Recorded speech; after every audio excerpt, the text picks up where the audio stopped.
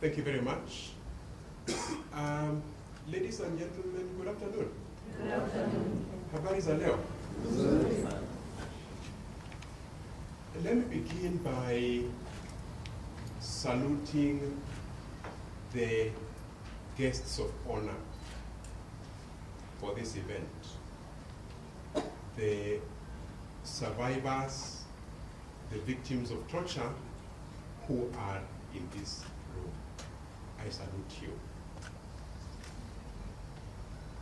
Ladies and gentlemen, I want to thank the Independent Medical Legal Unit for inviting me to speak to you during the International Day in support of the victims of torture.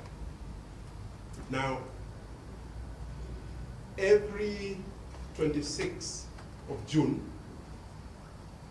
the 4 United Nations torture mechanisms, and here we're speaking about the Committee Against Torture, the Subcommittee for the Prevention of Torture, the Special Rapporteur on Torture, and the board which I chair of the Voluntary Fund for Victims of Torture.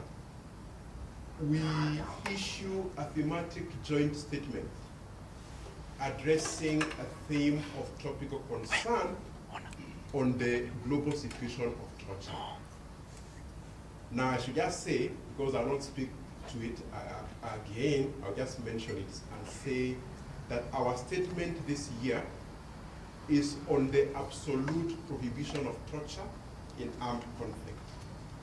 And the statement is available online, and so you can look at it. Now, the theme of my address to you today is using reparations to foster healing for victims of torture. Now, 13 years ago, when we gave ourselves a new constitution, we as Kenyans committed to honor those who heroically struggled to bring freedom and justice to our land. Now, it cannot be that by this pledge we only bestowed respect to the land freedom fighters. In other words, those who fought for independence. It seems to me that this was a commitment also to honor all the Kenyans who, after independence, toiled thanklessly and suffered for many decades, particularly under the Jomo Kenyatta and Arap Moi regimes, at great physical and psychological cost to themselves to realize the 2010 Constitution. And I think we've just had illustrations of that in the previous session. Now, the Constitution commands each one of us to respect, to uphold, and to defend it.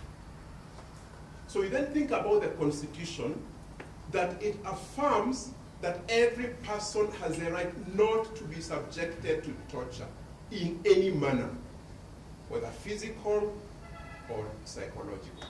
And also the right not to be treated or punished in a cruel, inhuman, or degrading manner. The case I wish to make today is that providing healing to victims of torture is a calling, a command of the Constitution, and that we defy the Constitution each time we fail to execute that calling. And where the prevention of torture and the provision of redress for its victims is no longer a priority for us. I do fear that we have increasingly become bogged down by far too many wants and cares that we are mired in a palpable lethargy of toil, most recently made manifest by the budgetary millstone which the government has placed on us. So my challenge to citizens today is take a moment to imagine the circumstance of an individual facing up to torture in the dark chambers of Nyayo House in the 1980s. We just had one speaker this morning. Can you imagine an individual going through this torture even when he could not imagine or countenance how the Moi regime might no longer be in power? So you are tortured and you don't know. The regime might still be there 10 years or 20 years later. That is the 1980s. So then the question I ask is, dare we today give up on victims of torture? Are we today giving up on victims of torture when this happened to them that long ago, when it seemed as if there was no hope at all? And so you may ask me, healing, what healing? And so I want to recall when I chaired the Committee for the Prevention of Torture in Africa, I had the privilege of spearheading the development and adoption of General Comment number 4 of the African Commission on Human and People's Rights, which I must say that my good neighbor, Jirani Peter, helped me also to do. And that General Comment number 4 is on the subject of torture and redress. In that General Comment, the African Commission on Human and People's Rights says that the principal goal of reparations is to provide healing for victims of torture and other ill treatment. And it says healing entails making whole that which has been broken and wounded. It seeks to restore the dignity, humanity, and trust violated by torture and other ill treatment. It recognizes and facilitates the journey of coming to terms with the torture and other ill treatment and dealing with the consequence of trauma and other injuries. So then the question becomes, to what extent is Kenya providing healing to victims of torture today? And obviously at one level you can think about state commitments. You go back to Article 14 of the Convention Against Torture and Other Cruel, Inhuman, or Degrading Treatment or Punishment, which obligates Kenya to ensure that victims of torture obtain redress and have an enforceable right to fair and adequate compensation, including the means for as full rehabilitation as possible under the legal system. And indeed, we can cite many statutes in Kenya, including the Prevention of Torture Act, which make arising provisions to support implementation of Article 14. Yet, a question we must ask as Kenyans today, a question that we must address with candor, is the implementation gap between our nation's international commitments and their practice. So yes, we are party to the Convention Against Torture, but are we actually practicing the commitments which we agreed to by becoming party to CAT? That is a question which for me remains uppermost that we need to think about. We must look ourselves in the mirror and ask this question: do we ratify human rights treaties and then fail to implement them in practice? Is Kenya unable to anticipate that victims of torture are compensated for pecuniary or non-pecuniary damage resulting from torture or ill treatment. Now, victims of torture have in the past decade, you can say they've had some significant wins on the compensation front, particularly if you focus on decisions which have been made in the courts, constitutional decisions. But yet, this success is notional rather than actual. So see what you have here are victims of torture who find it extremely difficult to enforce compensation awards. And I recall, I don't know what the current figures are, but I recall that in 2015, the then Attorney General explaining that the government owed torture victims, as of that time, at least 100 million shillings. So you see, you get a decision, but actually you don't get compensation there. So compensation for victims of torture in this country has really, of course, I'm sure we know, also never been prompt. So, and again, it is arguable whether compensation has been fair and adequate. And here I recall recently a situation where victims of torture appealed a court award and where the Supreme Court increased the compensation. I think it was from 1 million to 2.5 million. So you can see it went up over 100%. So then the question which we need to ask today in this room, so how about making the Restorative Justice Fund, the Victim Protection Fund, fully operational? I mean, what will it take for these funds to be fully operational? Which leaves me thinking that the political will to provide compensation to victims of torture is wanting. For this begs the question why the government is not prosecuting the case for institutionalizing resources to provide reparations to victims with as much gusto as it has mobilized in support of its housing tax. So then, what about rehabilitation as a form of redress? The aim of rehabilitation should be to restore to victims of torture, as far as possible, their independence, physical, mental, social, and vocational ability. And again, you look at the Prevention of Torture Act, which obligates the state to put in place programs to provide specialized care for victims of torture, which includes psychological support, appropriate medical assistance and legal assistance, or legal information on relevant judicial and administrative procedures. Yet, as the Committee Against Torture has regretted, there is lack of information on the actual application of those provisions, including data on victims of torture and ill treatment. Since I was at the commission, the Kenya National Commission on Human Rights, over 12 now, 13 years ago, the question of data keeps coming up. We still cannot resolve the question of data as a country. At this point, I must acknowledge and commend all the unsung heroes and heroines across Kenya who in any way, shape, or form provide rehabilitation to victims of torture. And remember, most of these people are not professionals.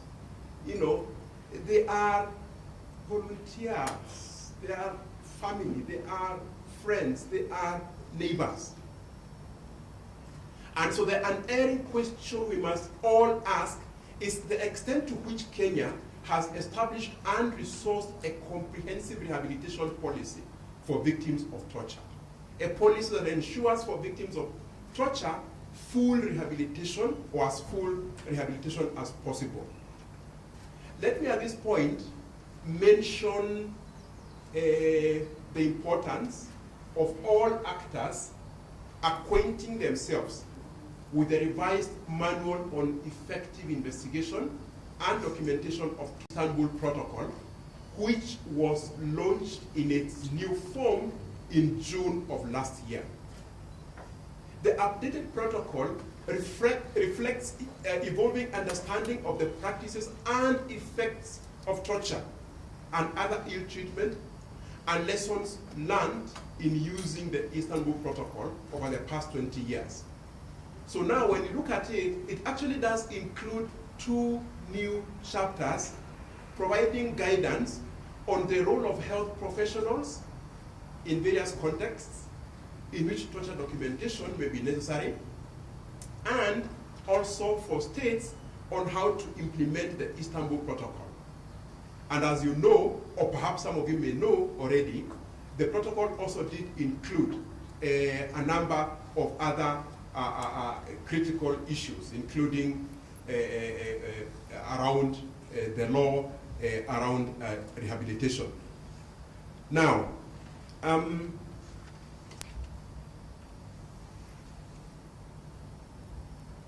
so then the next question I want to answer or ask is, how about satisfaction and the right to truth as a form of redress?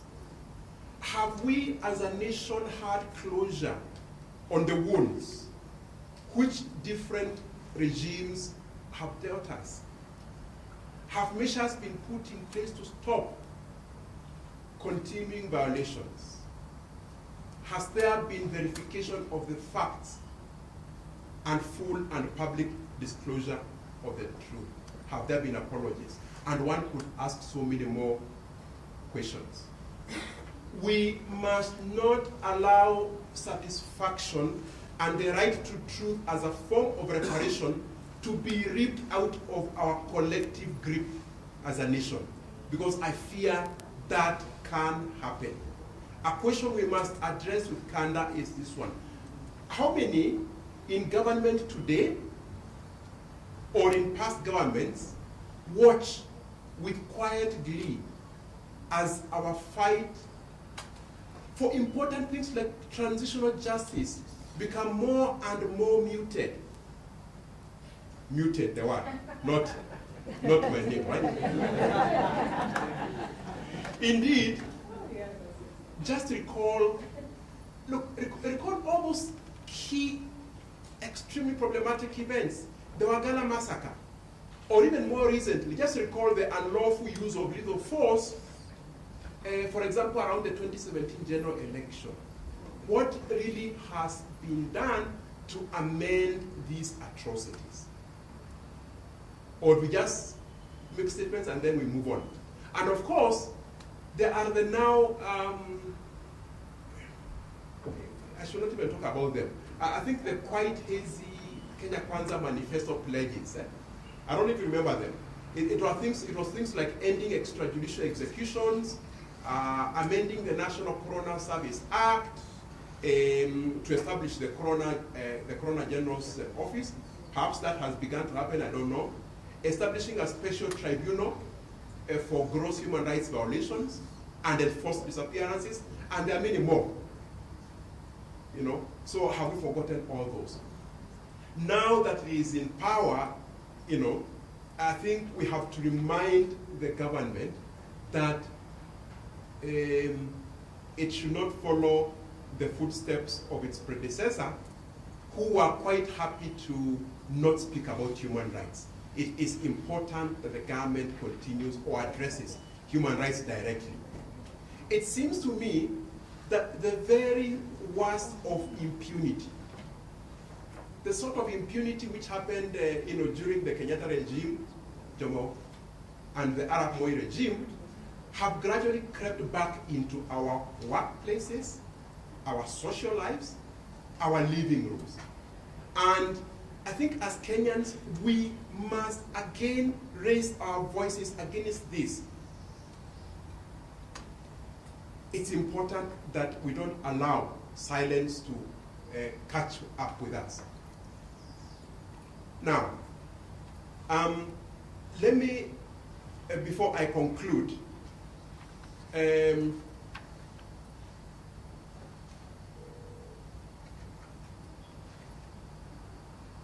mention some extremely important principles, the Mendes principle, scientific research that accurate and reliable information can be obtained while respecting human rights. That it is imperative to train professionals so as to realize effective interviewing. How many officials in Kenya today know about the Mendes principles? These are the sorts of things which we need to be speaking about. Now, as I conclude, I think it would be remiss on my part not to mention the Kenya work, which the United Nations Voluntary Fund for Victims of Torture, which, as I said, I chair, has been undertaking. Now, the fund was created by the United Nations in 1981 to assist civil society organizations providing humanitarian, legal, and financial assistance to survivors of torture. The fund provides comprehensive support to torture survivors and their families through social, psychological, medical, legal, and humanitarian services. Just to give you a context, in 2023, this year, the fund is providing 190 grants to assist over 53,000 victims in 90 countries around the world. And 21% of grants have or are being issued in Africa. Now in Kenya, we are supporting a number of grantees who provide succor to around 1,500 victims. So these are organizations like Mwatiko Torture Survivors Organization, IMLU, Yes Kenya, and Center Against Torture. The fund provides direct assistance grants, capacity building grants, and emergency grants. And I would encourage all of you who are in this room and also who may be outside that it's quite possible that depending on the work which you do, you may actually be able to apply for support. And so it's important that then you look at that. You just need to go to the website of the Office of the High Commissioner for Human Rights, where you will find that we have a page there. So let me conclude by saying that we must say no absolutely to torture, always. We must keep challenging the torture efficacy debate. This means we must continue to debunk ticking bomb narratives.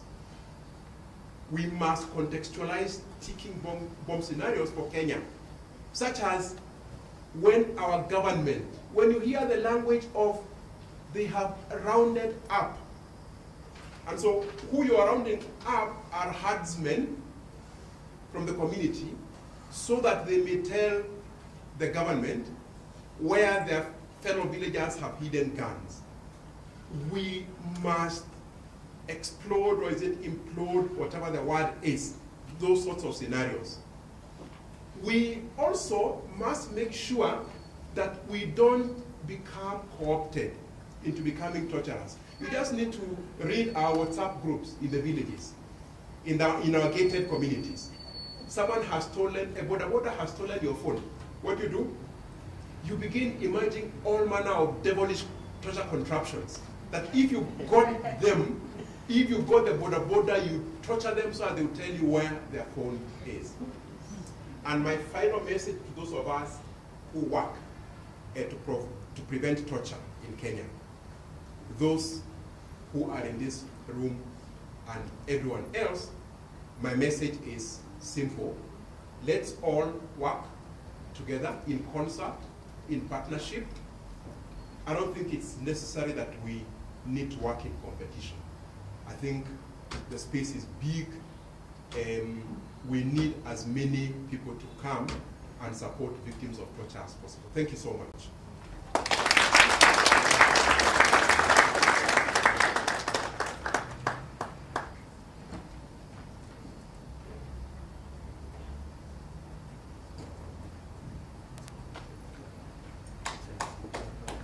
Msimu mmemsikia?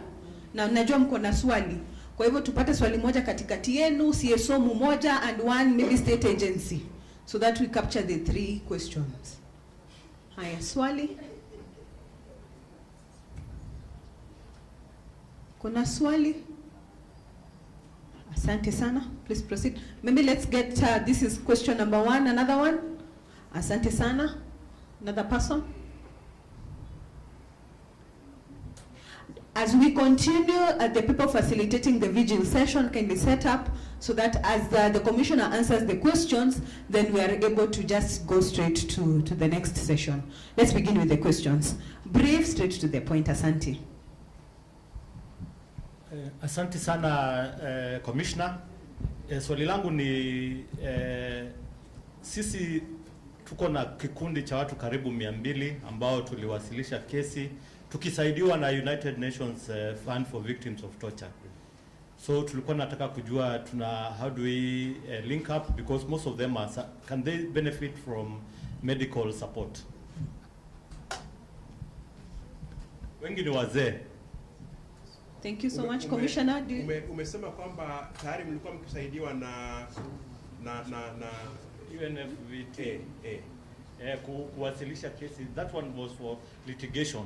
Hizo pesa walikuwa wametusaidia, ama huo mradi ulikuwa through the Kenya Human Rights Commission, lakini ilikuwa ya litigation, public interest litigation. No. Kwa hivyo sasa niseme mambo kadhaa. Kwanza kabisa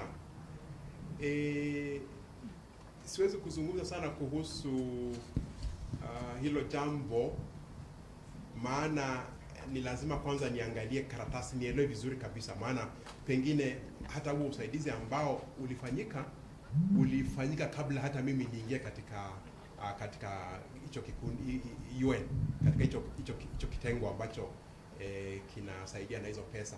Lakini generally kila mwaka watu wasilisha maombi yao, halafu sisi kuangalia hayo maombi, halafu tunaamua ni akina nani ambao tutapatia usaidizi. Na tangazo la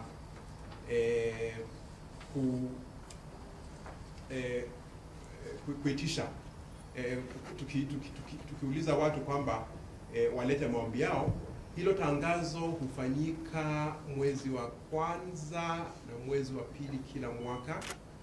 Halafu sisi hutoa uamuzi wetu mwezi wa 10. Kwa hivyo kama huu mwaka, actually this is my last session when we go in October, huu mwaka tutakuwa tukiangalia yale maombi ambayo yalikuja mwanzo wa mwaka. Kwa hivyo ningesema kwamba wewe angalia, na pia naweza kupatia links tukizungumza baadaye kidogo, uone ni nini, ukijua ni nini ambapo ni usaidizi gani ambao ungependa, halafu tunaweza kusaidiana, ndio pia pengine uitishe msaada. Lakini pia we also have an emergency grant procedure. Kwa hivyo kama kwa mfano ukifikiria kwamba ule usaidizi ambao unataka hawezi kusubiri mwaka mmoja ama miaka miwili, kuna vile ambavyo ukiweza kutuonyesha kwamba it's an emergency, basi pia tunaweza kupatia usaidizi ambao unaweza kutoka pengine baada ya miezi 3 au miezi 4. Thank you so much, Commissioner. We have the second question for you. Thank you very much, Bwana Commissioner. My name is Josephat Mutua Wema. I run a CBO called Social Conscience Initiative. I'm a human rights defender and the president of Bungela Mwananchi Social Movement in Kenya. Thank you very much for your contribution, but I have a very serious question. You have agreed that since Kenya promulgated the 2010 constitution, we have been having problems with the regimes. My question is, what are you doing such that the regime respects the constitution so that there is no violation of human rights?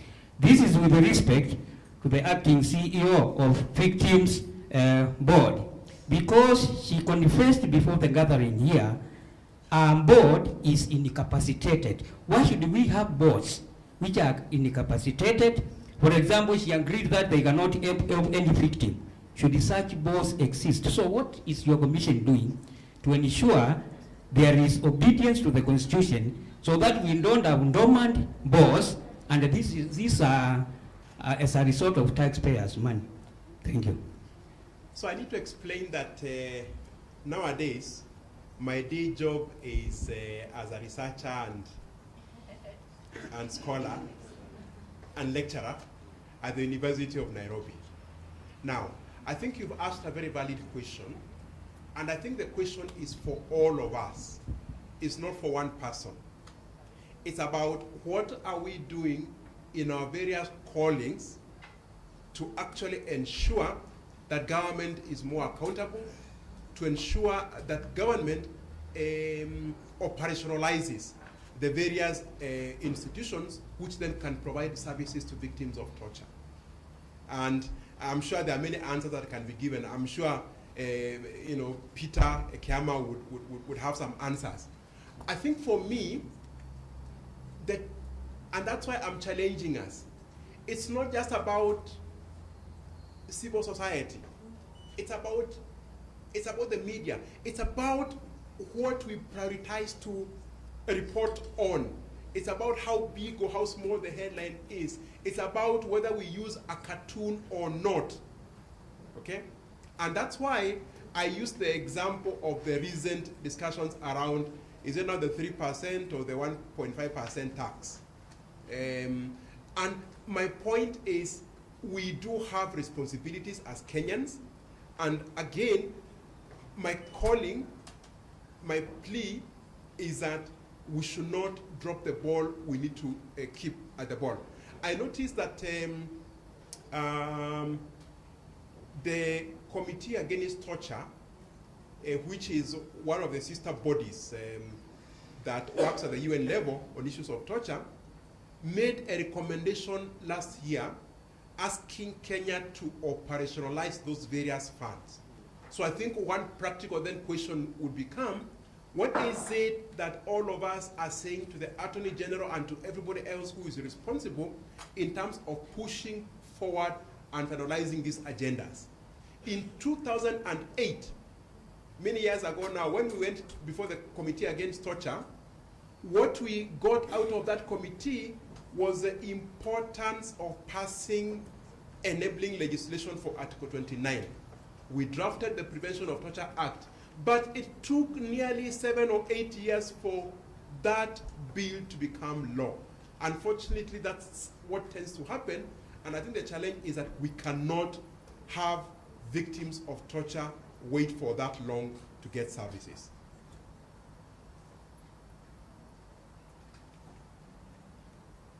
Commissioner, is that it?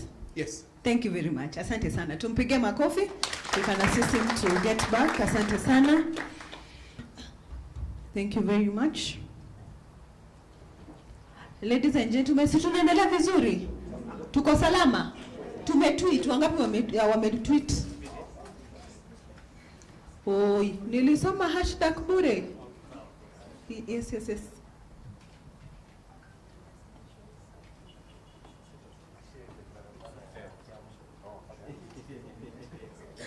Okay. Thank you so much, madam. I think there is a response also to the question around the Victim Protection Board. I think it's important to get an answer around that. In the meantime, as we get an answer from Madam CEO, kindly, we will be doing the next session, as you can see in the program, is the vigil. Here, the candlelit vigil. That is why you are saying the curtains zinafungwa, so that we can be able to see the candles that are being lit on behalf and also in commemoration of the fallen soldiers and the victims who have undergone torture. So that is why we are closing. So as Madam CEO is responding, kindly bear with us as we get into the next stage. CEO. Thank you, Chair. Kindly allow me just to respond to the issue.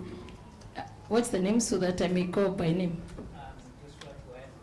Josphat Waema has raised about why would a board exist if it is not functional.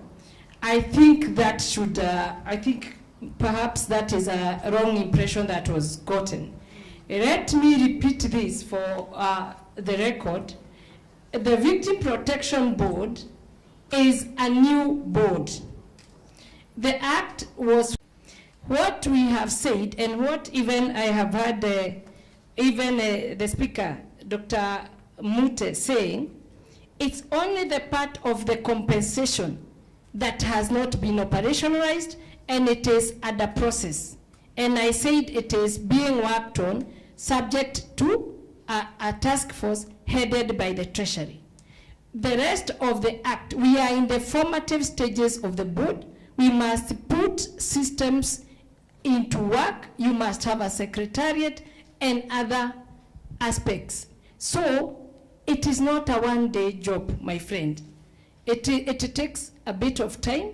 But if you had the panel that we were in, even the question Isabella was asking, when it is fully operational, what do we expect to do? So we are in the formative stages. It has many aspects. Compensation is only one of them. Thank you. Asante sana, Madam CEO. I believe that you've been answered. Asante sana. Mary Wairago. Thank Mary you. Wairago is my name. Mary, thank you. Can you pass the mic to your left? I want to back up Mary, because we share that responsibility. Mimi pia ni member wa hii board from last year, na tunajaribu tukimbize maneno ya hiyo fund ikuwe set up. Tatizo ni fund, board iko. Hata sisi tunalalamika. Na ile kazi ambayo nafanya pale ni kuona kwamba board ije ikae na wahusika. Hiyo ndio kazi yangu. Manake mimi sio serikali kama Mary. Mimi ni raia, na kwa hivyo ningependa board kuja kwa raia. So what we are doing is to organize meetings between the board and civil society organizations like yourselves, as well as survivors of this violence, so that we can deepen our understanding and we can agree on a clear plan on how to ensure that this happens as per the law. So we are working on that.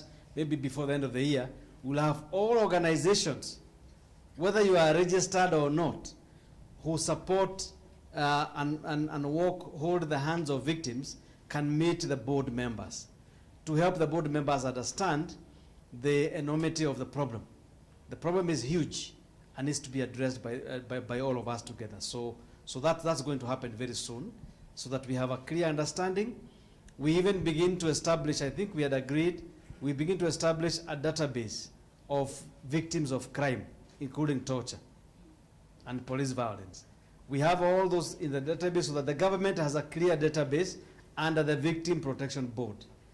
Because you know that in the 21st century, you manage things from a point of knowledge. Data is very important. And each of us here, if it is Kariobangi Paralegal Network, if it's who, all of us have got data. And that data, the problem has been that most of us tunashikilia nasema hawa ni victims wa IMLU. Hakuna victims wa IMLU. Ati hawa ni victims wa Grace Agenda. Hakuna. Ati hawa ni victims wa Kenya National Commission. Hakuna victim wa mtu. Kila victim na survivor anajisimamia. They suffer in their own space, and we need to respect them as such. So the board will soon have that meeting. In our work plan, it's there. So I would confirm, because we did that work plan. Is it late last year? It's only there has been a bit of a delay in terms of doing these things because of change of government. But the plan is there to meet all stakeholders within the public space, civil society especially, ndio tuweze kuelewana hii maneno. So that these people who are suffering, we are able to stop the delay in terms of addressing their concerns. Thank you very much. Thank you so much, the CEO. Tumpige makofi pia. Asante pia, Madam CEO, for that response, also on behalf of the board. Right at this moment, allow me to acknowledge only two people who have, we have acknowledged them because they have come. Also, they are partners of IMLU, especially with an angle of victims. I want to acknowledge Salome from Trust Fund for Victims. Please, Salome simama, please wave.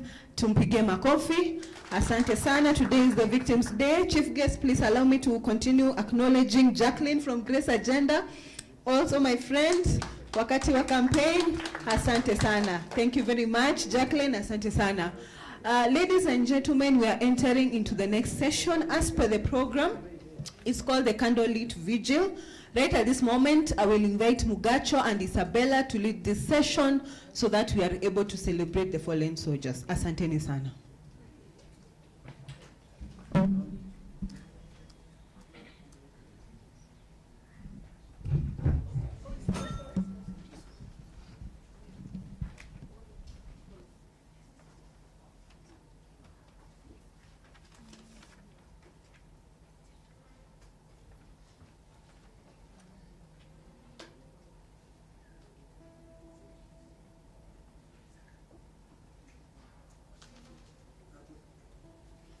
Afternoon.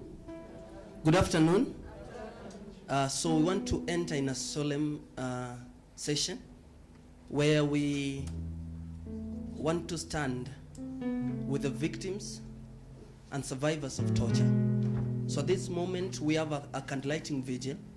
I know the candles might not be enough, but once we switch off the lights, those who will not have gotten the candles, you will use your phone spotlights, eh? So utaziwasha tu simu, hiyo light ya simu, so that we stand with these victims. Tunasimama nao kwa matendo, tunasimama nao in words, and in everything that we find ourselves able to do, we will stand with them. At this moment,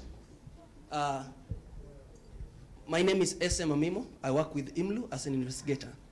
But I also do music, so I use music to do this work. So najua mko na kalamu, naomba mkuwe wanafunzi wangu sahihi. So kila mtu achukue kalamu tafadhali. Before lights ziende off, chukua kalamu kwa sababu lights zikienda off tutapata hiyo nafasi ya kuandika.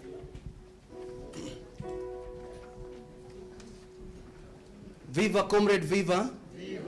Viva comrade, viva. More power to victims, more power.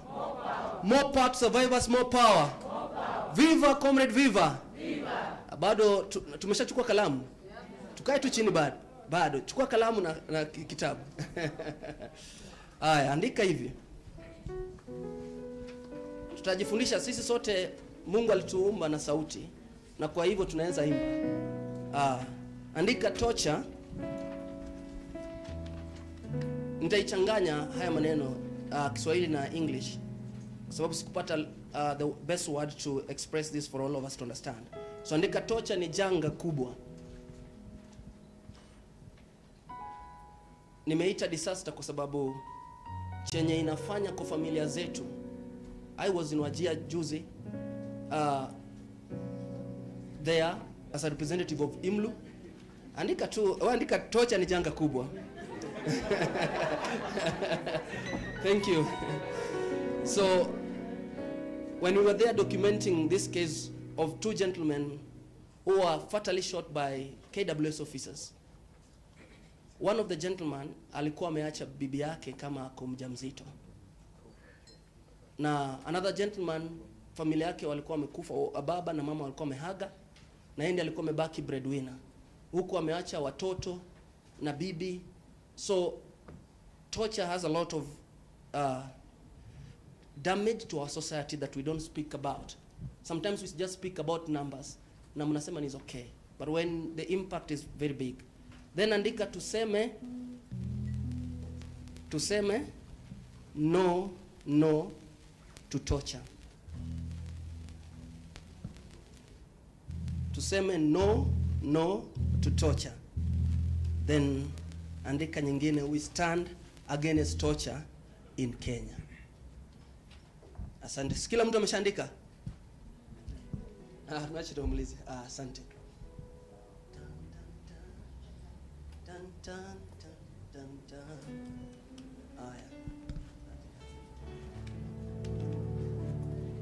So hiyo ndio itakuwa na to lead.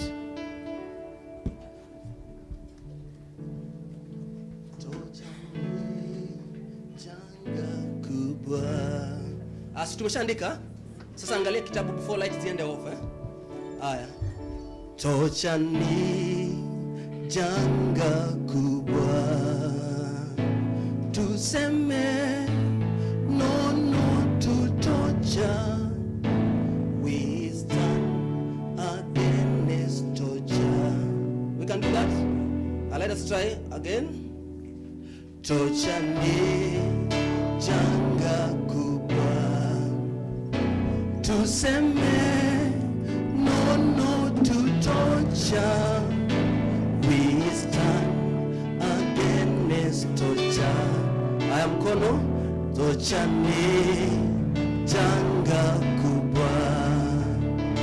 Tuseme no, no to torture.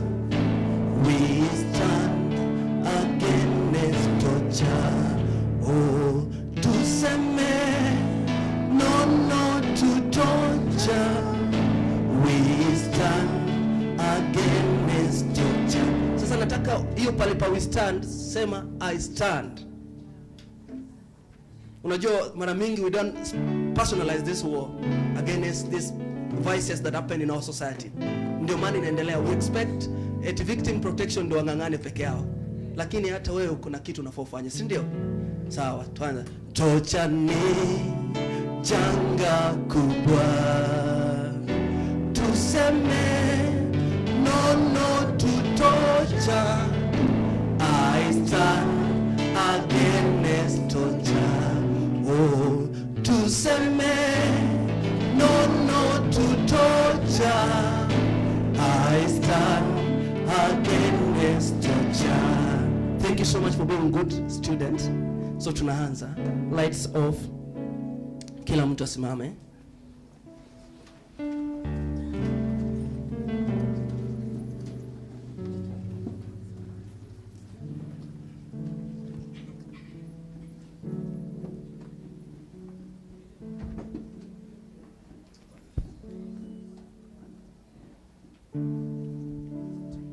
Wale kuna candle naomba mkuje mbele, mpange line mbele. Na wale wana candles mtafungua hiyo spotlight ya simu zenyu.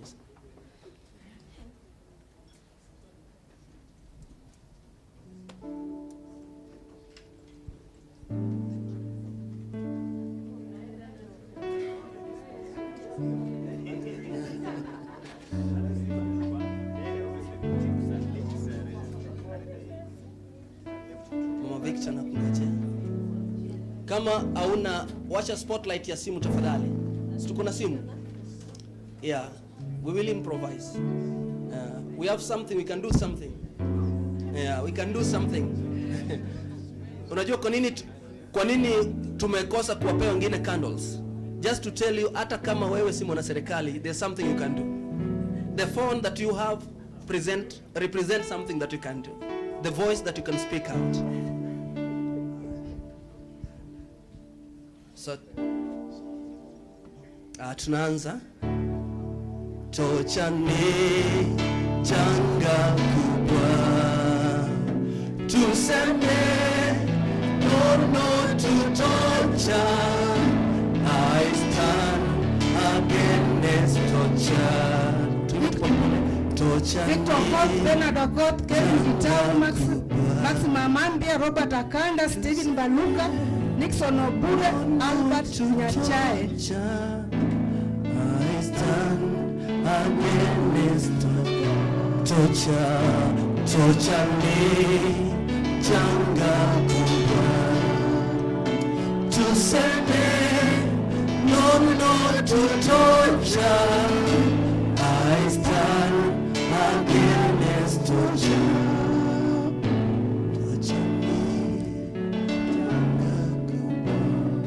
This is for the fallen heroes of justice, in eternal memory and honor of the fallen heroes of the law, who in the course of their work and in service to justice paid the ultimate price.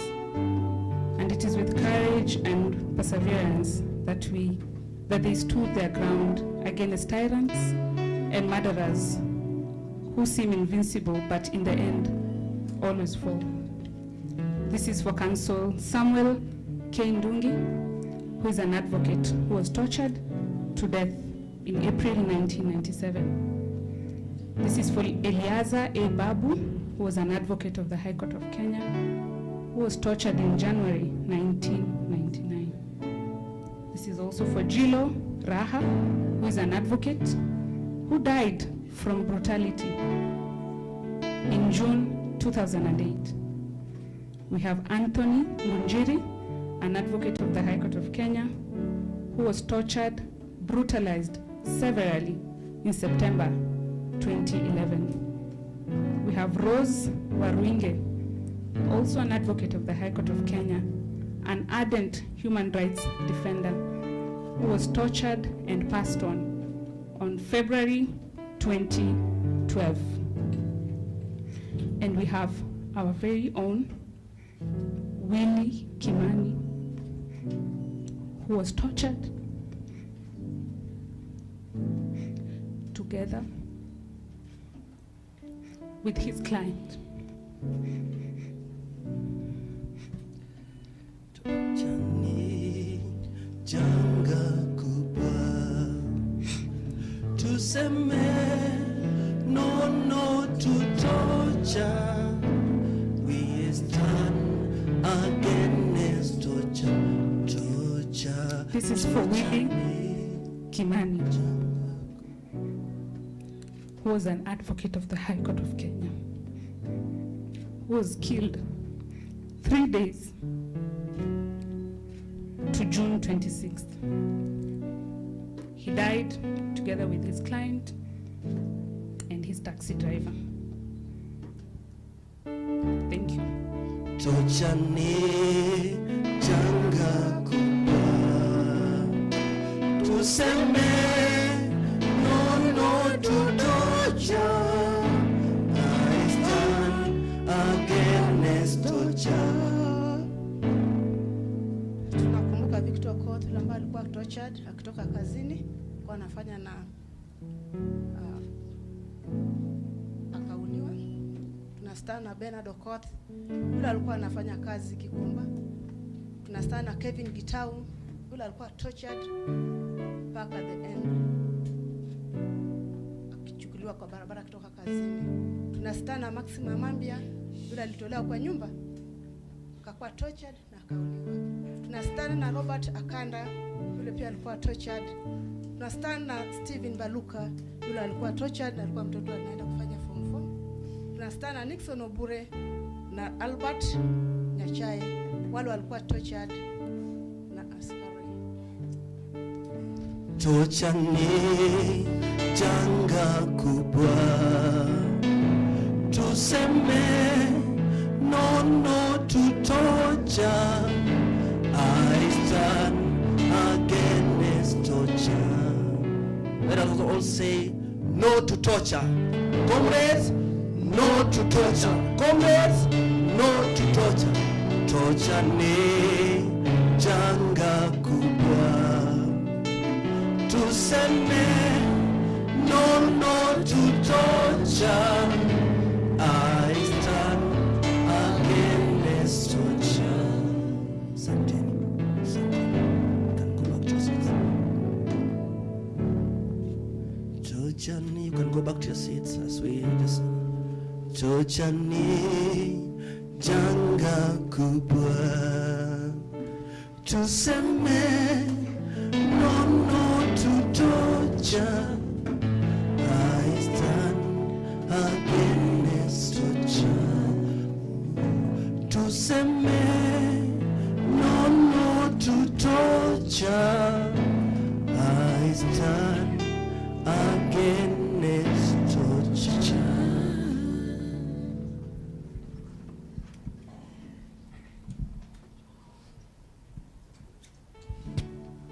In that moment, we can have 1 minute of silence.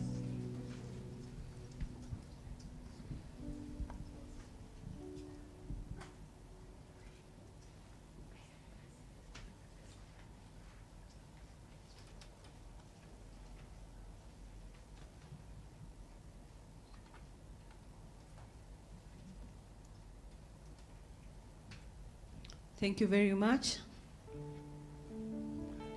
We say no to torture. Na torture is a disaster. It's a pandemic. If you choose it to see it that way, then the conversation today will be more than relevant. Thank you very much, and we say no to torture. Right at this moment, we are going for lunch, as we also take a moment to think about the fallen soldiers. Everyone who has been mentioned had a family. There were brothers, sisters, sons, daughters, friends, and others were parents. So you can imagine how those families are surviving till to date. Let's say no to torture. Let's stand with these victims. We are now breaking for lunch. Right outside, you'll be given your lunch voucher. Kindly, we are breaking now at exactly 1:10. We shall be back at exactly 2:10. Kindly, let's be seated exactly 2:10 for the next conversations. Asanteni sana. Please be mindful of the candles on top of your of the seats and